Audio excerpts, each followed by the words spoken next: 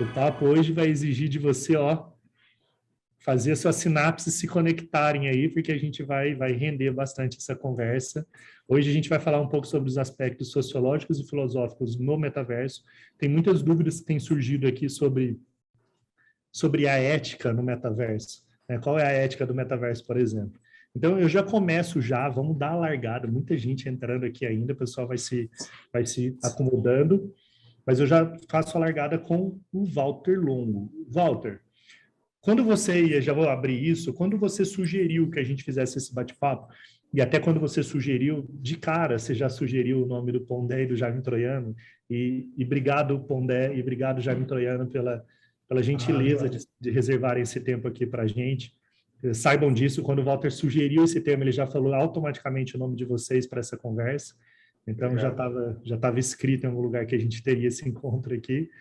E o Walter, você sugeriu ele por alguma razão. Então, eu queria, Walter, que você abrisse um pouco falando quais são as preocupações que vêm à sua mente quando você considera necessária a gente fazer esse papo, e se você puder já fazer uma pergunta de entrada aí. Você sabe que é muito interessante, quando a gente fez aquela palestra, né, faz 2 meses atrás, e de repente 500 mil pessoas assistiram a palestra, nós entendemos que estamos falando de algo grande, metaverso, que era um assunto que suscitou muita gente a entrar, assistir, ficarem 55 minutos assistindo. E aí, quando eu fui ver as perguntas ou os comentários no YouTube, eu vi que uma grande quantidade de comentários era: onde fica o homem nisso tudo?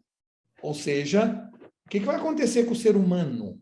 Não é? Ou seja, parece que, de um lado, as pessoas ficam excitadas com o potencial do metaverso para os negócios, para a publicidade, para o mundo empresarial, mas ficam muito preocupados, genuinamente preocupados com o que vai acontecer com o ser humano. E eu vou começar perguntando ao Pondé e ao Jaime o seguinte: vocês acreditam que o metaverso, como uma evolução natural da internet, chamada internet 3.0, vai ser um ambiente que vai inspirar o melhor ou o pior do ser humano? Quer dizer, no mundo real, a gente pode estimular as pessoas a be all you can be, ser tudo aquilo que você puder, né?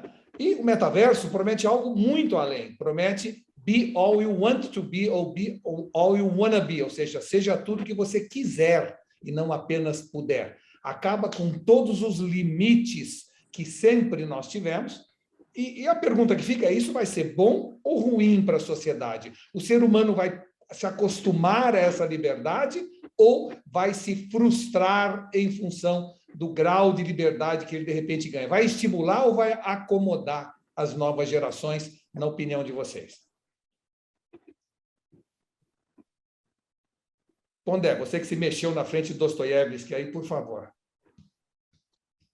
Bom, antes de tudo, obrigado pelo convite. É um prazer estar aqui com vocês. Eu e o Longo já fizemos algumas coisas juntos várias vezes. É sempre um prazer encontrá-lo. Realmente não ouve a voz. Olha, acho que essa pergunta é um pouco a pergunta que vai ao coração do conjunto de preocupações a ver com o uso que os seres humanos fazem de tecnologia, né? A gente sabe muito bem que a dúvida com relação à desmedida no uso da técnica tem no mínimo 2.500 anos. Já na peça do Ésquilo, Prometeu Acorrentado, já aparece essa dúvida, se a gente deveria ou não saber o segredo de fazer fogo, né? Porque Zeus achava que se a gente fizesse fogo, a gente ia tocar fogo no mundo, então era melhor a gente só ter fogo quando aparecia um raio, certo? Ou quando a gente encontrava um fogo perdido no meio de qualquer lugar, e não aprender a fazer fogo. Então, a reflexão sobre os limites do uso da tecnologia e da técnica é um tema recorrente. Eu não acho que o metaverso vá, na verdade, trazer nada de radicalmente novo. Se ele vai trazer, é claro que ele vai trazer oportunidade de negócios, né? Ele vai trazer, inclusive, a oportunidade de uma ampliação do espaço lúdico, né? E, no final das contas, o metaverso é um mercado.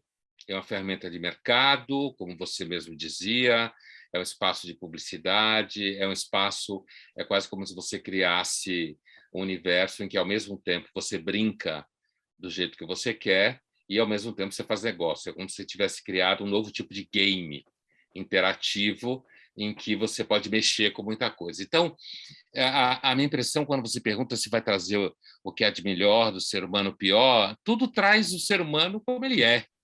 Então, não acho que vai trazer nem o que há de melhor, nem o que há de pior.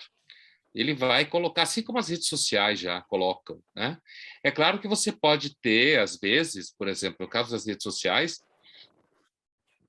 que podem ser usadas por uma série de coisas, como aqui já a gente está usando, de certa forma, a internet, capilariza, amplia a acessibilidade, mas, ao mesmo tempo, a gente está vendo que pressiona as instituições representativas, causa disrupção na relação política, deu voz aos imbecis, como dizia Humberto Eco, sem nenhuma dúvida, né? Assim como dá espaço para as pessoas terem acesso que normalmente não teriam, né? Muita gente não teria acesso a um monte de coisa que hoje a internet torna disponível. Então, isso que eu quero dizer por traz o que há de melhor e traz o que há de pior.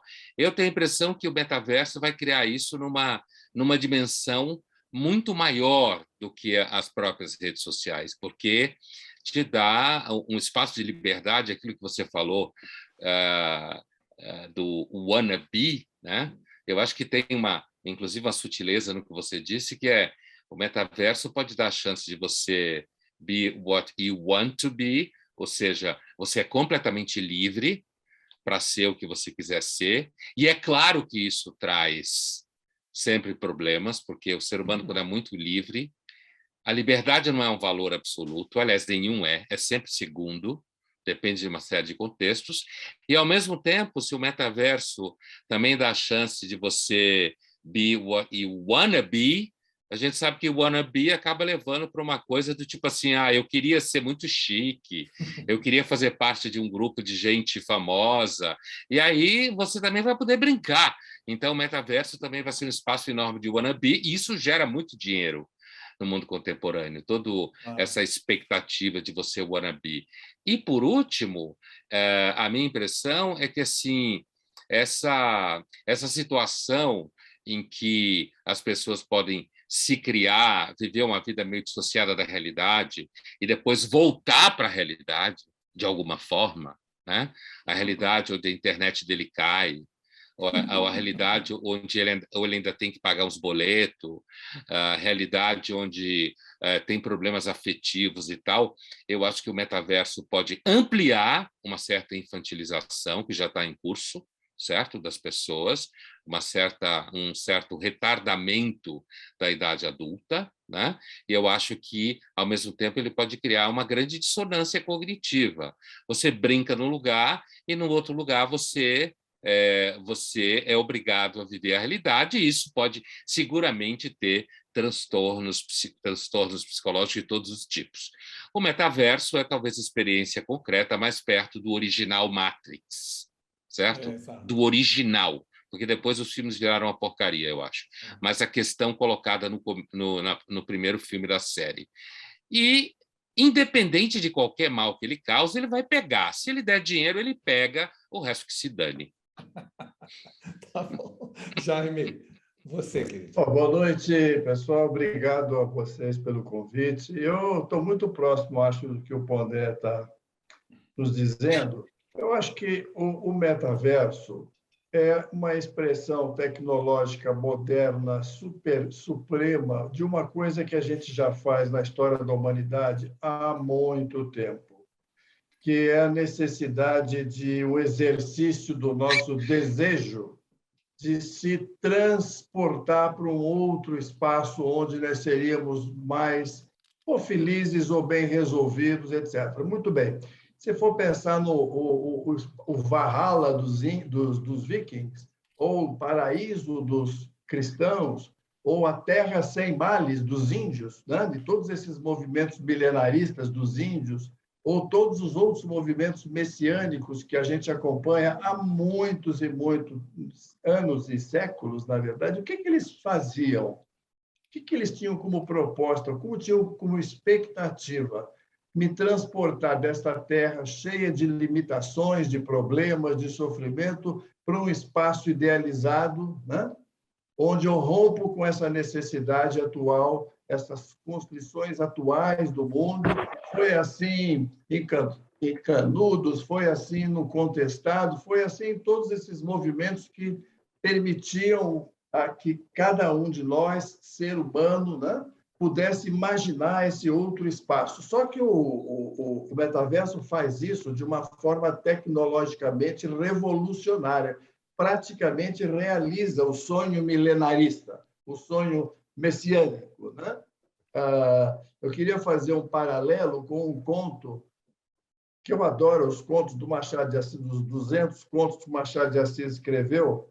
É um conto chamado O Espelho, o esboço de uma nova teoria da alma. Tem um tom assim muito grandiloquente, né, do conto.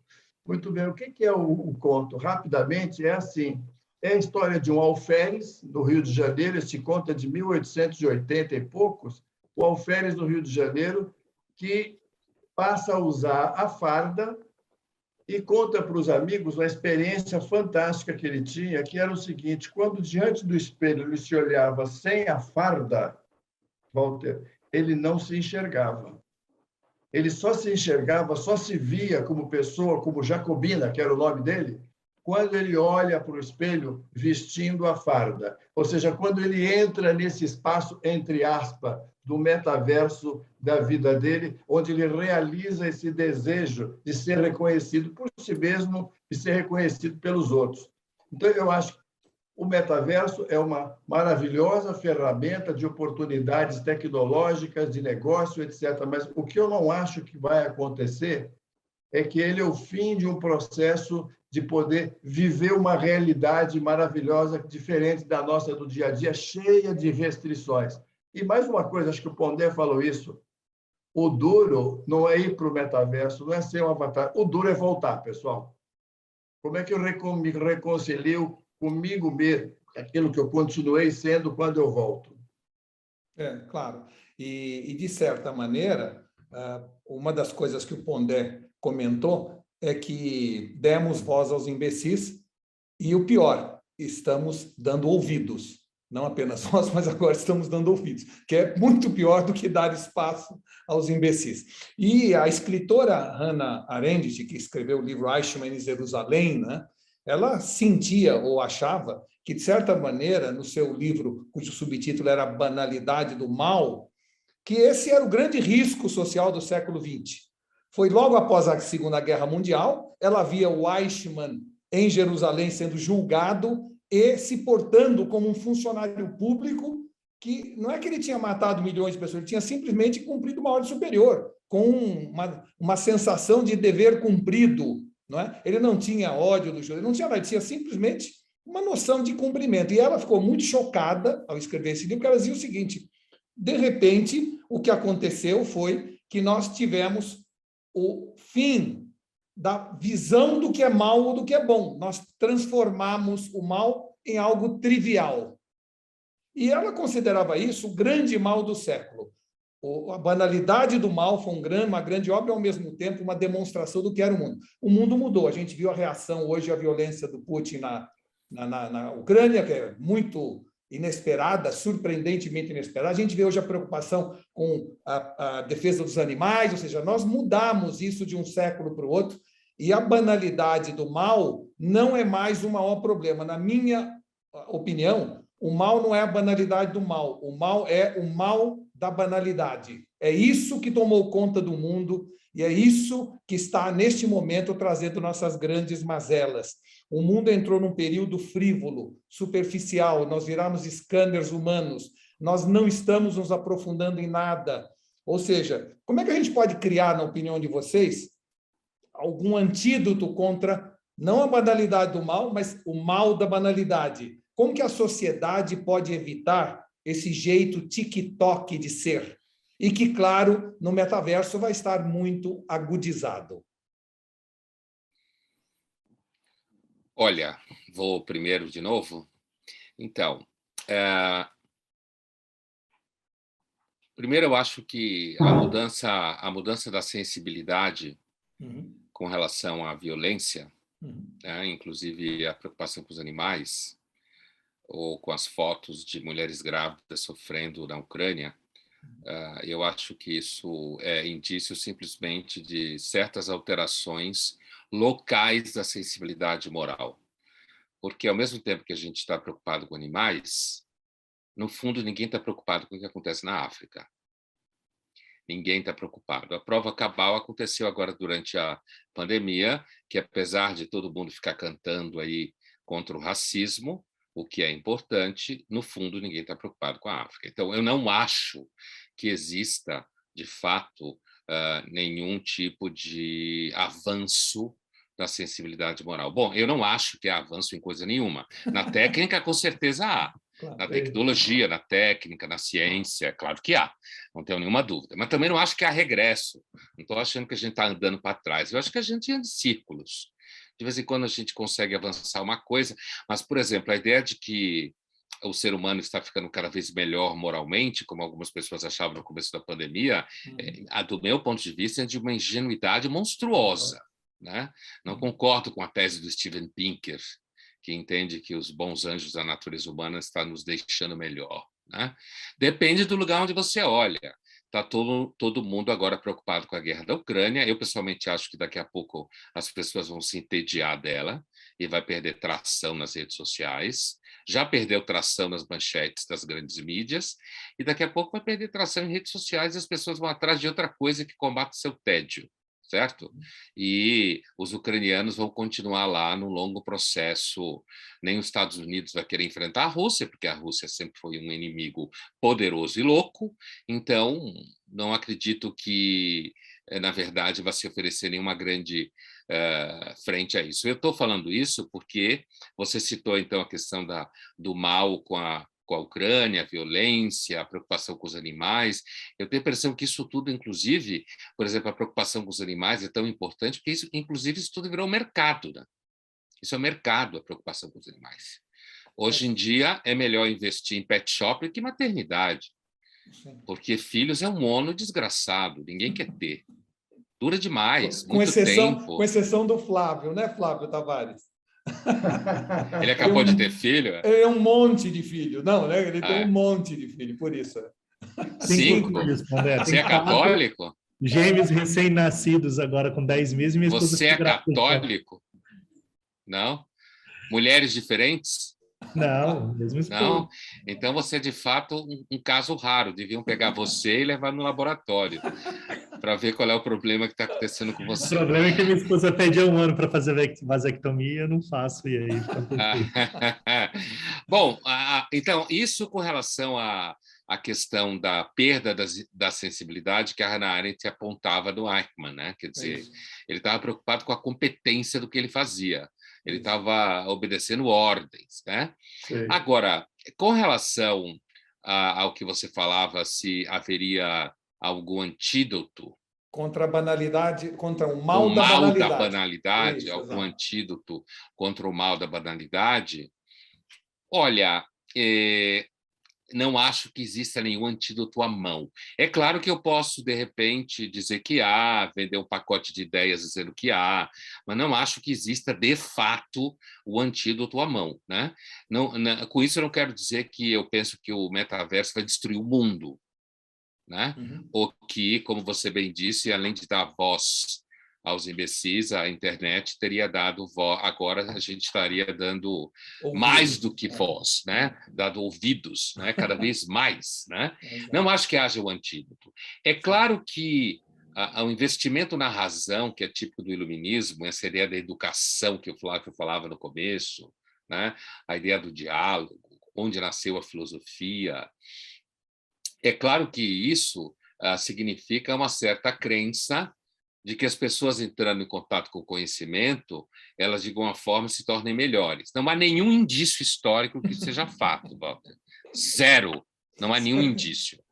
Uma pessoa pode ter uma formação maravilhosa e ser um canalha, como uma pessoa pode ter uma formação maravilhosa e ter um sentimento moral um pouco mais aguçado, como ela pode ser ignorante e ser as duas coisas, cada um de um jeito, né? Por exemplo, você citou a banalidade do mal, do Eichmann. Os alemães estavam entre os povos mais cultos da Europa e do mundo quando fizeram o que fizeram. Então, e eu digo, fechando a minha fala, Walter, que eu acho que uma das dificuldades hoje em dia é que o discurso iluminista do progresso moral, ele ganhou autonomia no marketing e no branding. Ele virou uma linha de negócio, tá? Ele está monetizado. O otimismo hoje é uma virtude cívica, é uma moeda de troca. Então fica muito difícil quando você quer pensar as coisas a sério, porque pensar as coisas a sério pode ser um mau negócio para você. Apontar certas dificuldades pode ser um mau negócio. Recentemente, eu vi um texto de um sociólogo alemão chamado Wolfgang Streeck, vivo, que ele dizia basicamente o seguinte: a minha profissão é um luxo. Ele trabalha no Instituto Max Planck. Minha profissão é um luxo porque eu não vendo nada. Logo, eu não sou obrigado a ser otimista.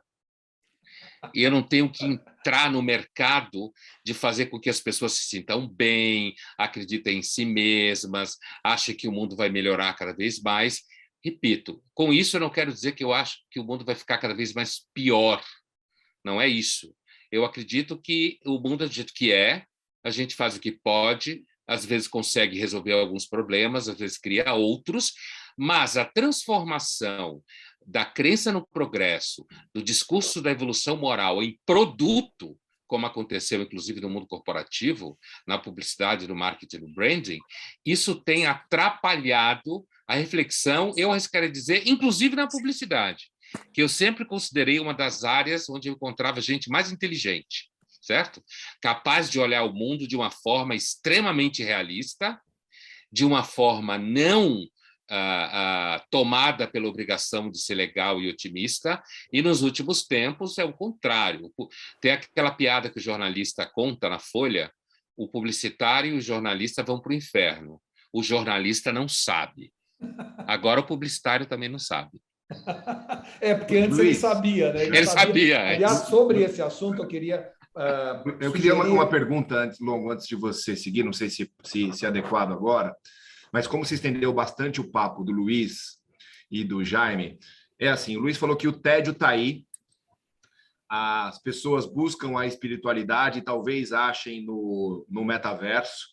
Eu tenho tédio, eu talvez busque a espiritualidade no metaverso, e o Brasil está vendendo mais ansiolítico do que Neosaldina hoje em dia. É o país número 1 em venda de ansiolítico e antidepressivo. Tá bom. É um comentário isso? Eu não sei. Comentário. Tá. Mas, enfim, eu acho que mutou ele mutou o microfone sem querer. Deixa eu comentar com vocês para não perder o fio da meada. Deixa eu só concluir aqui, Walter. Cássio, libera aí, Cássio, e conclui a sua pergunta, por favor. Então, está acontecendo isso no mundo. No Japão, 2% da população já não tem mais vida social física, só digital. Eles chamam de hikokomori.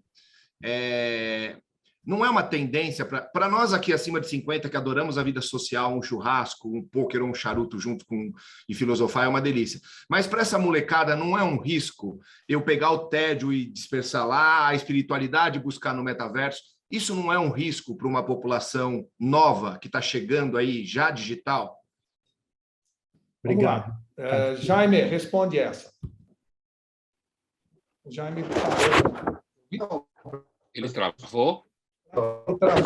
Eu queria, então, enquanto o Jaime provavelmente retorna, sugerir sobre o que você falou, André, um documentário de 4 horas, dividido em 4 capítulos, que está no YouTube. É um documentário da BBC chamado O Século do Ego. E que, de alguma maneira, traz exatamente isso que você falou, como os publicitários sabiam que eram pecadores e agora se acham inocentes. Essa é um excepcional aliás, eu diria. Mas vamos lá, Jaime, você voltou. Não, aliás, o Século do Ego, esse trabalho que está no YouTube, é a história do sobrinho do Freud, isso que foi para os Estados Unidos e é considerado como um dos criadores, se não o criador, dos mecanismos de relações públicas, né? Isso Quer dizer, mesmo. ele não reproduziu o que o Freud fazia, mas ele deu um passo nessa direção. Então, o que eu ia dizer é o seguinte: a gente tende muito a olhar, às vezes, para tendências, as coisas estão indo numa direção, e eu acho que muitas vezes isso é feito em nome de uma apropriação mercadológica passageira, sabe? Uma apropriação mercadológica de certas ideias que têm um peso momentâneo, e a gente já passou por N outras fases semelhantes a essa, não com a mesma capacidade tecnológica,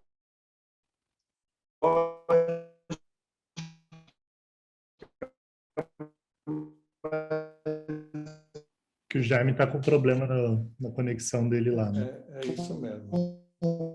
A realidade nos visita. Como A que a gente gente falando de metaverso e não consegue funcionar no o Zoom, Wi-Fi, né? O assim. Zoom, exato.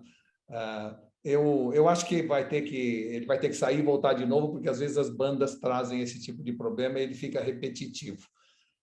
Enquanto o Jaime volta, então, eu queria só falar o seguinte: uma das pessoas que, de certa maneira, me estimulou muito a estudar...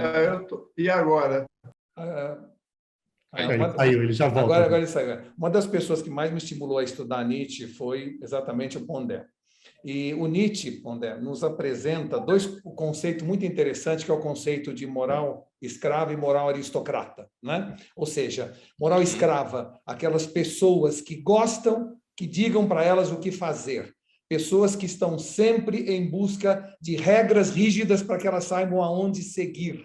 Né? Pessoas que, de alguma maneira, são ressentidas, mas, ao mesmo tempo, adoram o comando central.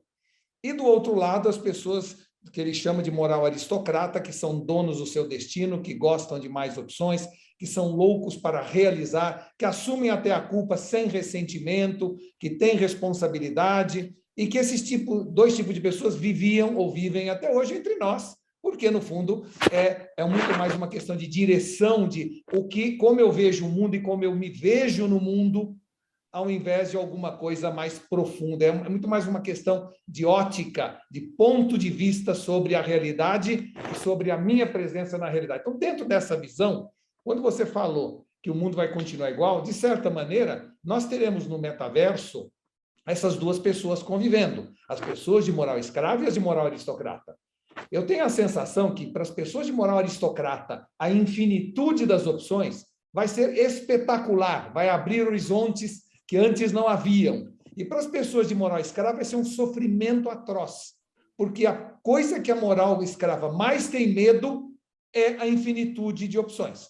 Ela adora regras rígidas, espaços seguros. Então, você não acha que, no fundo, vai haver uma segregação daqui para frente, não mais entre ricos e pobres, brancos e negros, mas entre pessoas de moral escrava e moral aristocrata? Eu acho que, se isso acontecer, as pessoas de moral escrava vão vencer. Né? Aliás, era uma coisa que o Nietzsche se preocupava muito, né? A força do ressentido. Porque o ressentido, no Nietzsche, ele é fruto de alguém que não aceita a indiferença do universo, a falta de fundamento moral do bem, não aceita a inexistência de sentido para a vida.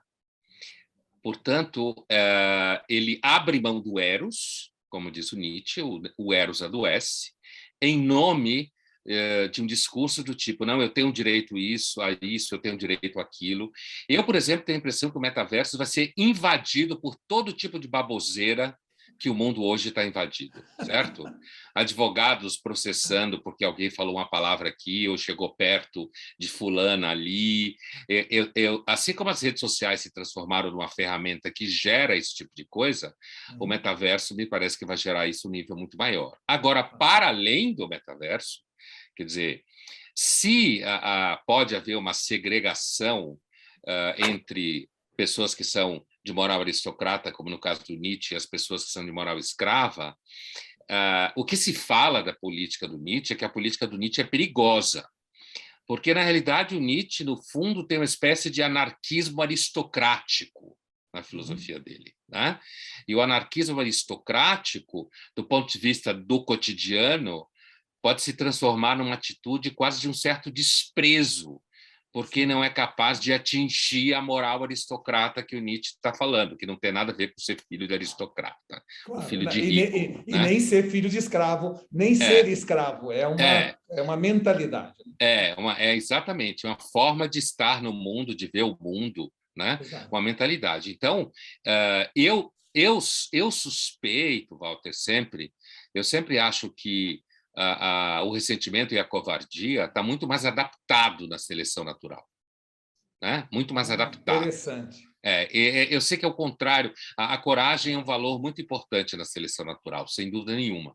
Mas eu tenho a impressão que o pensamento estratégico, interesseiro, o pensamento ressentido na linguagem do Nietzsche, ele consegue se articular muito mais facilmente na sociedade, como, aliás, o Nietzsche também achava, da sociedade que existe, do que a moral escrava que ele descrevia, que normalmente era acompanhada por uma descrença em qualquer religião, uma descrença em qualquer regime político. Não é à toa... Aí seria a moral aristocrata, no caso.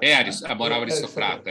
A moral aristocrata ela estava dissociada de crenças religiosas, dissociadas de crenças políticas. Por isso, Nietzsche é apontado como filósofo do niilismo. Sim, né? Como se ele tivesse levantado a bola para um certo niilismo ativo, né? De alguém que, na realidade, no fundo, não está preocupado com as coisas comezinhas que os seres humanos estão no seu dia a dia. Então, se acontecer alguma forma de, digamos assim, alguma forma de discriminação, eu tenho a impressão que as pessoas de moral aristocrata cada vez mais serão perseguidas na rua a pauladas, certo?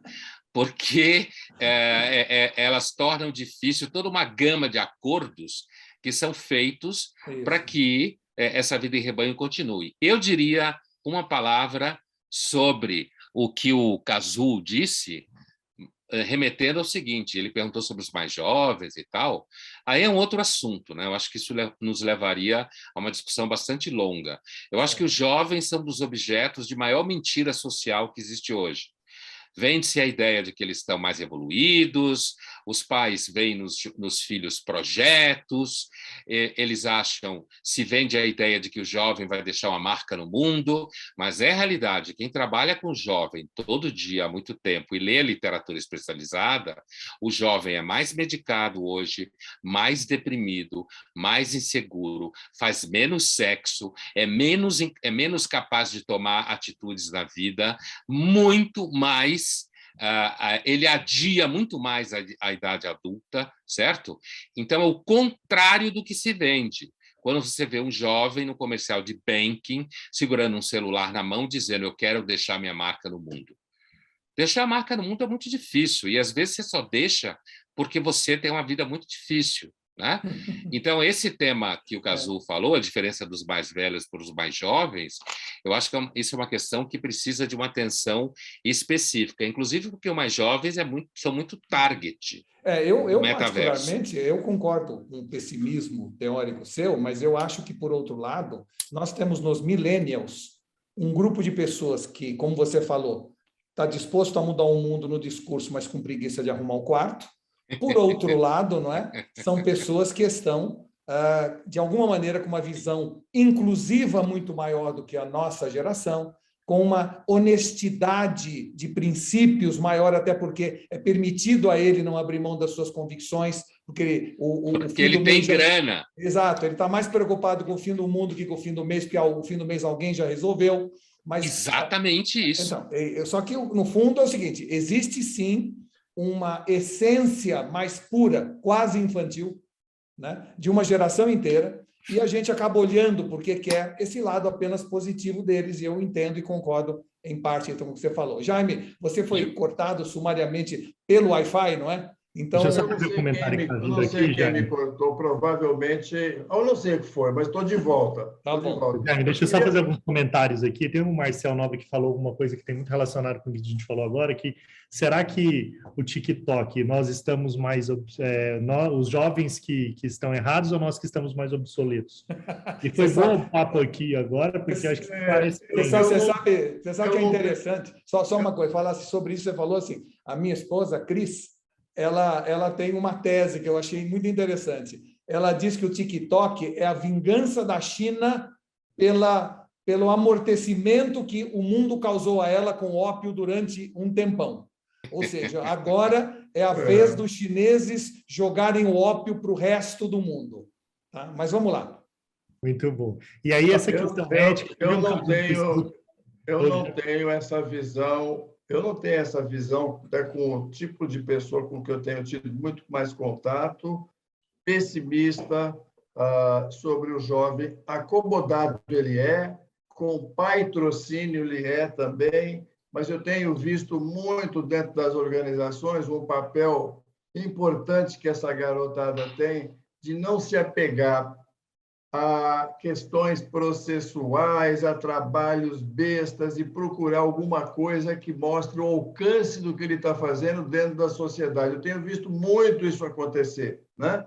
Se tem uma coisa com que a gente tem se envolvido muito nos últimos anos, na verdade, há 12 anos, é identificar na vida de muitas empresas qual é a razão de ser da empresa. E quando as pessoas, principalmente mais jovens, percebem qual é a razão de ser, aquele impacto que ela tem, não no dia a dia, mas dentro da sociedade, não no mercado. Aliás, eu odeio a palavra mercado como odeio a palavra consumidor. Eu acho que existe gente, existe sociedade, né?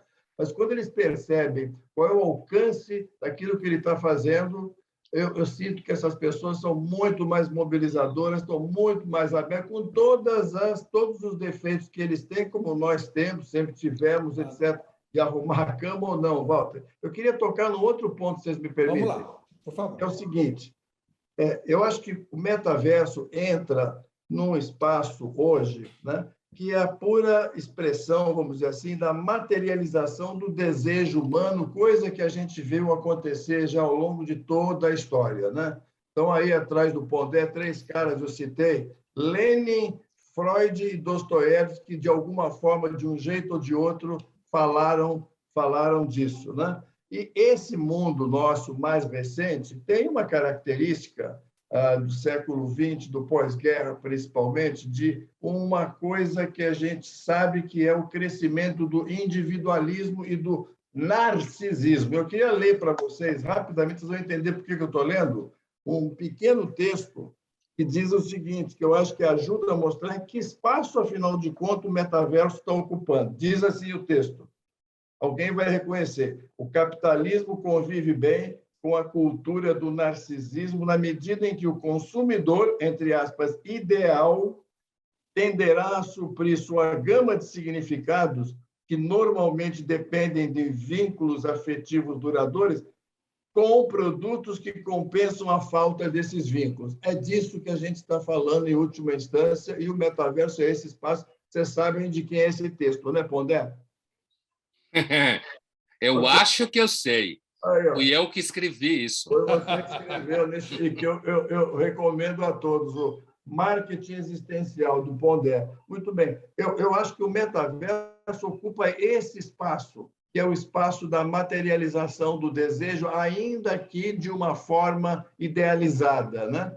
Desprendido dos vínculos mais poderosos da vida social, da vida familiar, onde eu vou me reencontrar. E, como eu disse agora há pouco, o duro, pessoal, é a volta. Como é que eu saio de lá e volto para a minha vidinha? Como é que eu reconcilio esses 2 estágios do meu eu, né? Que, como dizia, vamos dizer assim, o Stephenson, que escreveu o Snow Crash, que foi o primeiro livro que citou o metaverso, nesse livro, um herói ninja, ao voltar para a realidade, era um entregador de pizza. E como que ele reagia em relação a essa fuga, vamos dizer assim, não da realidade, mas a fuga da fantasia retornando para a realidade. Essa é uma pergunta que não tem resposta, mas eu gostaria também de olhar um outro lado importante do metaverso, que é o lado inclusivo dele. Eu, outro dia, estava com o Marcos, eu não me lembro sobre o sobrenome dele, que é uma pessoa espetacular, que nasceu sem os 2 braços e as 2 pernas.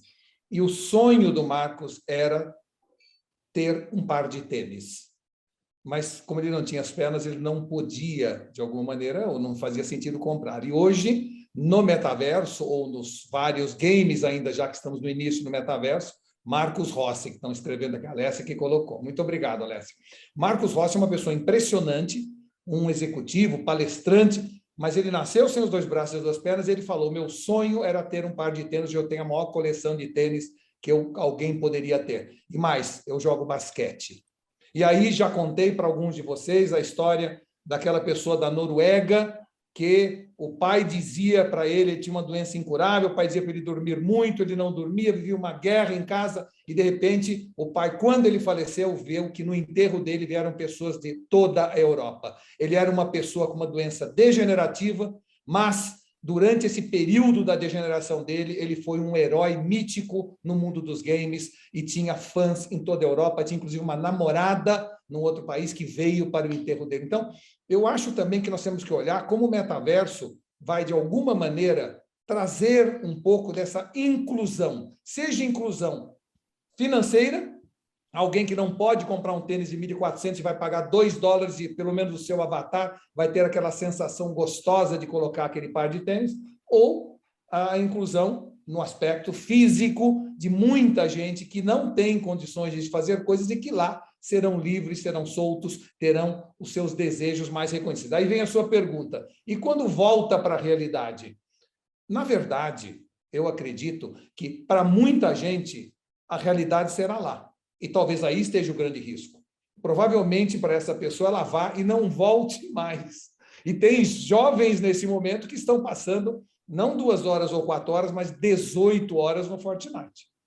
E aí, claro, você tem uma necessidade de produzir do mundo, você tem uma necessidade de comer, de tomar banho, de trabalhar, e aí vai ser muito duro você ir entregar uma pizza depois de ter sido, por 18 horas, um herói ninja.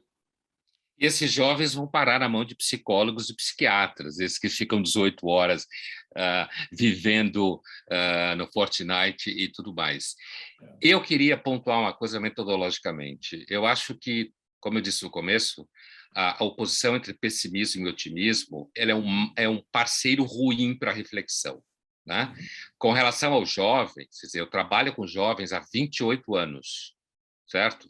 Eu acompanho eles, eu dou aula para eles, seja na graduação, no mestrado, no doutorado.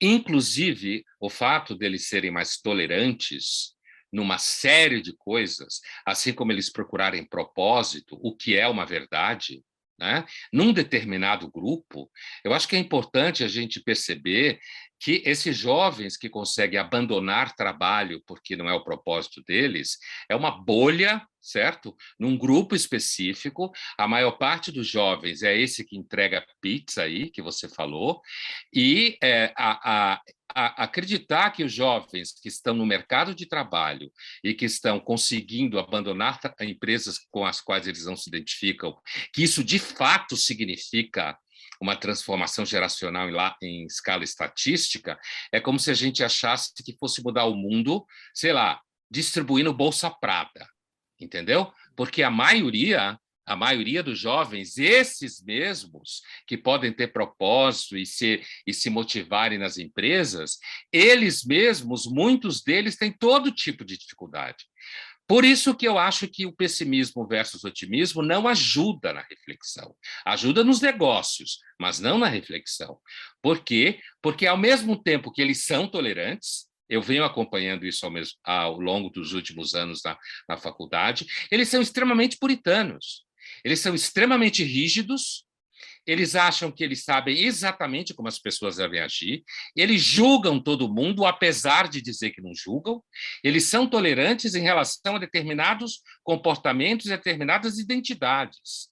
Isso é específico deles, ao mesmo tempo que muitos são medicados, deprimidos, inclusive pelo fato de que eles vêm de famílias, e muitas vezes têm um só filho, os pais projetam sobre eles muitas expectativas, e a gente tem que levar em conta de tudo, né? Que o milênio está com 35 anos, ou 28, O que será dele quando ele tiver 59 e não tiver mais essa possibilidade toda, e não tiver dinheiro, talvez, de ninguém, para bancar essas decisões? Por isso que eu acho que o pessimismo versus otimismo, na reflexão, às vezes ele acaba criando um olhar que, assim, vale investimento, não vale investimento, né? A gente pode ter esperança no jovem, não ter esperança no jovem.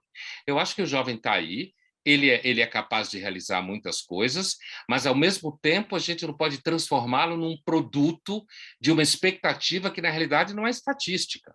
A maior parte dos jovens está muito mal. Mas Bom, você sabe, Pondé, eu queria... Fala, Flávio. Não, pode complementar, depois eu quero abrir. Eu ia apenas dizer o seguinte, eu tenho percebido, e me preocupo muito, e não sei o índice estatístico disso, mas eu observo no mercado que, pela primeira vez, a gente tem encontrado pessoas com quem a gente convive que reúnem num só indivíduo ignorância e soberba, que normalmente estavam em indivíduos diferentes. Havia, sim, indivíduos ignorantes e humildes, e havia pessoas muito cultas e soberbas da sua própria cultura. Pela primeira vez, eu estou rodeado de pessoas que, quando eu observo, tem essa mescla de ignorância e soberba reunidos num só ser.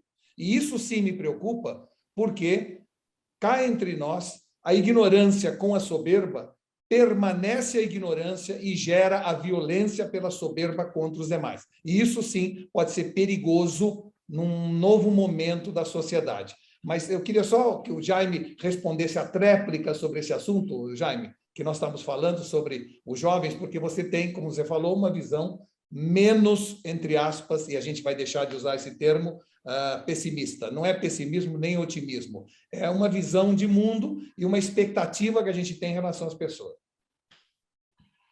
Eu tenho e posso ser, talvez, um otimista inveterado a esse respeito, mas eu tenho olhado para todos, né, com quem eu trabalho, com quem eu atendo, com quem eu estudo, né, e sinto neles essa vontade de não cometer pecados que eles viram seus pais, seus avós cometerem, pecados, eu estou dizendo, na forma de conduzir a vida. Eles são, eu concordo, do segmento social médio para cima, muito privilegiados. Agora, eu não quero culpá-los por serem privilegiados. Eu acho que eles têm um papel importante. Por serem privilegiados, estão liderando alguma coisa nova. Quer dizer, a culpa de serem privilegiados não cabe a eles, né? Cabe a essa estratificação imbecil que a gente tem em muitos lugares, como no caso do Brasil. Ainda bem que esses privilegiados, né, têm essa capacidade adicional de dar um passo para frente, mesmo sendo que não arruma a cama do quarto, porque cama do quarto é para arrumar.